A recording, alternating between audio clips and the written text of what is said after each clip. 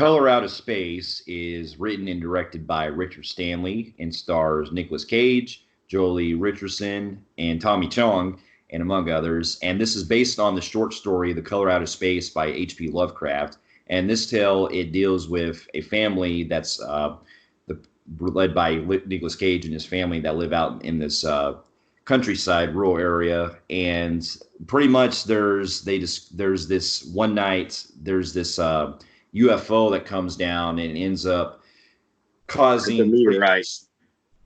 Yeah, causes some weird things to slowly come across with the house, and the family starts noticing some weird shit. And as the film progresses, they start getting into some pretty disturbing material. And we'll leave it at there because I don't want to give spoilers. Yeah. Well, in the trailers, you can kind of see the landscape starts kind of getting colors. Just it's very bright. It's kind of Mandy-ish, and that is funny because the guys who produced this film did Mandy. And not only that, it's kind of similar, and it's funny because there's two films that kind of was in this same kind of range, and that was one was Stephen King. Remember the segment with Creepshow with the meteorite coming down, and he starts, all fucking becoming the weeds, contaminated, and he starts becoming those plants. And another film a lot of people ain't really familiar with, I actually saw in the comment section. I was kind of glad to see a lot of people bringing this up because it was from the 80s, very underground. It was called The Curse, and that was basically like this movie. It didn't have as much as the color atmosphere, and it kind of added to where the family that got contaminated would turn in more zombie-ish, where they needed to eat flesh. So it was kind of changed a little bit. But yeah, this is the adaptation of H.P. Lovecraft story. And a little backstory. I've been a big fan of, I find H.P. Lovecraft stories to be very underrated. There's a lot of people who have not really understood who he was as a writer. And I still, to this day, think that he's up there, probably even better than King. It's just a lot of his work was done years ago. I mean, the guy was born in 1800s and died in 1930s. Yeah, and I haven't read much. I haven't really read any of his short stories that he's wrote, but I know that there's been a lot of film adaptations that they've done of H.P. Lovecraft stories that show how much a visual style and how much the atmosphere and all the creative things that went into his stories that deal with the macabre. And the one I remember the most growing up with, falling with, that not growing up with, but I saw years later and it's probably my favorite one is probably Reanimator, which was based on his story. Yeah. Reanimator is my favorite. I've seen The Void, which I thought was okay. I thought the second half was too messy and it just went so far out there. I didn't even understand it very that well. So The Void was another one of his. The Void was inspired by H.P. Lovecraft. It wasn't actually based on it. Yeah, it's inspired, but there's a lot of other stuff that they don't put his name on the title. I think Reanimator was really this Color Out of Space and Reanimator were the only two films that I can remember that actually put H.P. Lovecraft's name on their title. So there's also the From Beyond movie from the 80s, which I heard was pretty good, but I haven't seen that one.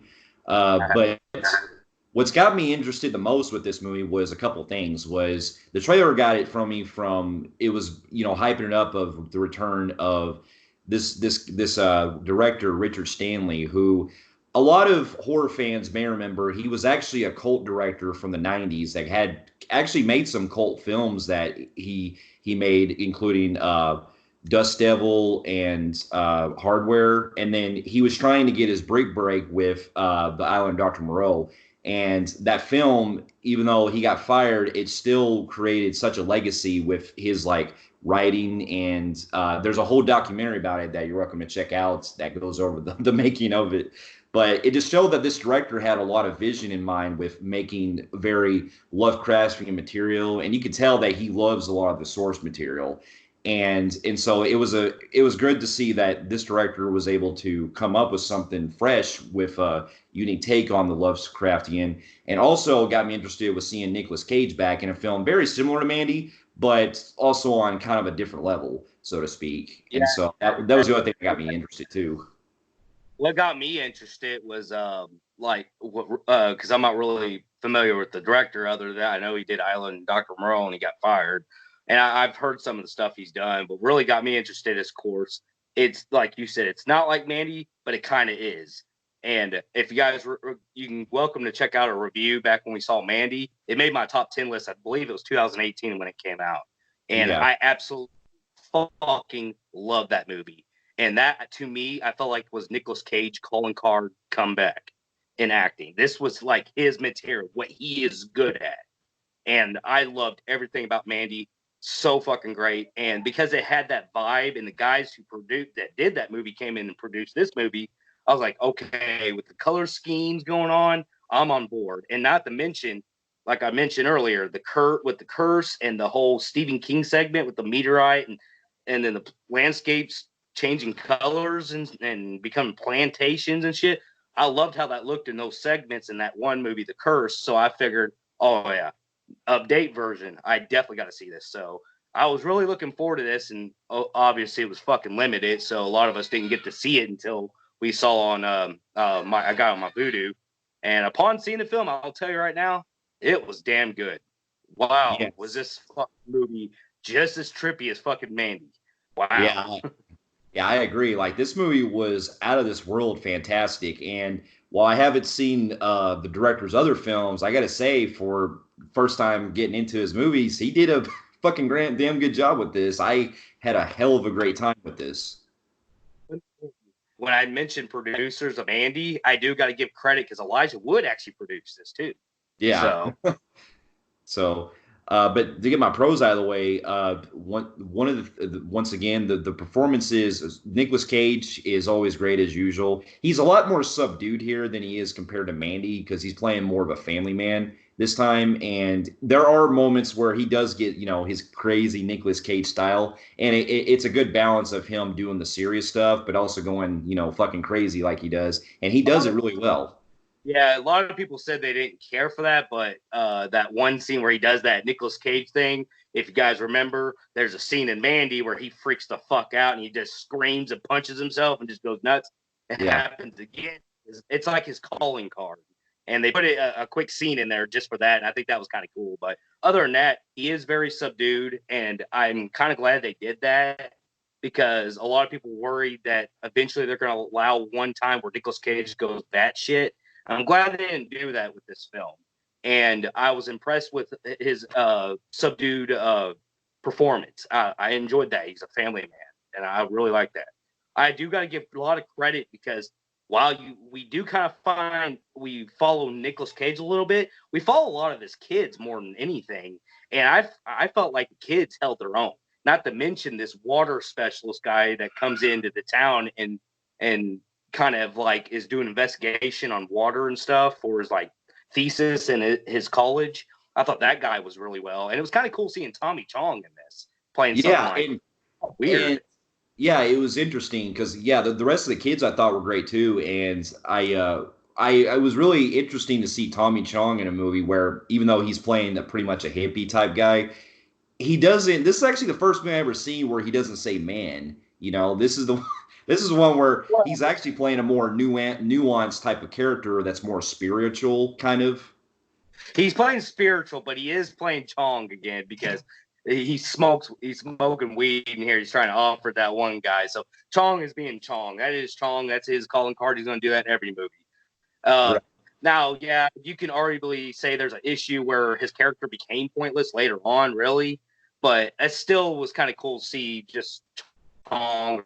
I know it didn't make no sense with this character, but I still and it didn't bother me one bit. But yeah, another thing I gotta say, the highest praise was unlike Mandy on the whole story standpoint, I was actually blown away they did this because even though Mandy was fucking amazing, it comes off as like like something that wouldn't go to theaters, but it pulled it off so well. This one actually had a very good story buildup, which kind of surprised me. I thought it was just going to go in that shit crazy like Mandy. This actually starts out slow and builds itself up very well. That was like, wow, all right, the pacing can be bothersome at times, but this is actually trying to build a story. And this looks like a theoretical film. I'm like, how the hell did this movie not get in theaters? I can see why people could bitch about Mandy not making really any theaters, but I can't see why this didn't. It looked real, like the way it was shot and everything. Yeah, I agree. Like, I love the way that it was shot because the cinematography, it almost had like this. Well, it's a combination of the what's that color that color scheme they use where it's like a purple red type look with the actual visuals, the aliens and stuff. But the cinematography, the way it blends, and this is just, I don't know if this is just me, but for some reason I was getting kind of like a Children of Men type of vibe with the whole cinematography look. It looked pretty fucking great. Like that kind of like very like foggy type look in some scenes and when it's all raining and stuff, you know? What's interesting is the color scheme is a lot like Mandy's with the whole purple, the alien-ish stuff. That's what they do with Mandy. And then this one, they kind of go with that setting again, where it's all purple, pink, red, just vibrant colors. But also, like you said, and the cinematography, yeah, like you were saying, it looks like Children of Men. Like you get that like foggy type of clear cut, bleak atmosphere and bright kind of feel like with the like wilderness. But you also get that whole Mandy look to it with the whole color schemes of the purple, pink, red kind of look, where it's just like the scheme of the color palettes all together just makes the color the cinematography like more colorful. Like the landscape starts getting ate up by this meteorite thing that came to Earth, and like this whole atmosphere just starts turning different colors, like different plants. The bugs are different. It's just weird looking. So the cinematography I thought was fucking great in this film, visually. Yeah, I agree. Like the movie it gives you that kind of vibe that, you know, you're slowly diving into a lot of the buildup that it surrounds with them, like starting seeing the weird shit, and it really goes, you know, it starts out in just some of the most smallest ways where, you know, they'll be investigating like a well or something, and you know, you're just so fascinated with the way it's like hypnotizing, where it's like we're in the footsteps of them, it's hypnotizing yourself when you're watching. When the visual effects came in, did it kind of remind you of Annihilation? I was gonna say that, yeah. I remember a couple years ago when Annihilation came out, it did kind of remind me of that type of vibe where it was all kind of hypnotizing type of way, where you're just so like enthralled with the way it's all, you know, swirly and you know, you're like in fucking out of this world, like kind of thing. Another thing I like to say, I got to praise is the visual effect, the effects in the film, like the practical effects. I will say, holy shit!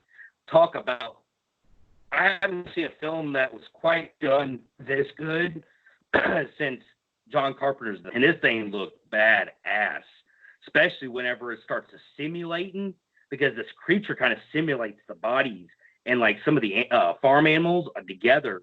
And this movie really felt like, I'm wondering if the Thing was even inspired by the book in some way.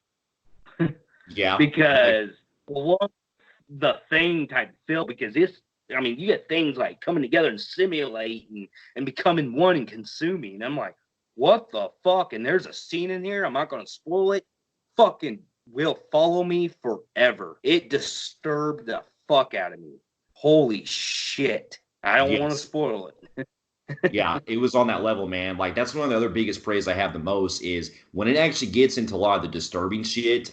I was at fucking my jaw just dropped. I was like, oh my God, what the hell, man? They didn't hold back, and that's why I appreciate about this director, because you can see he went for that with Island Dr. Moreau until he got fired. It just shows you like this guy will go far, and I appreciate that. You know, he has no boundaries. And there's something like involves a child. I'm like, what the fuck? I'm like, wow, you got some balls, but hey, man, to make a good story, wow. But this is good pacing. Well, and also it also not to go into spoilers or anything, but it also kind of becomes a habit of like what happens when, let's just say that in just kind of a short, I'll try to keep as much spoilers as I can. It kind of also creates somewhat of a cabin fever s type of feel of what happens when you stay around too long around this force.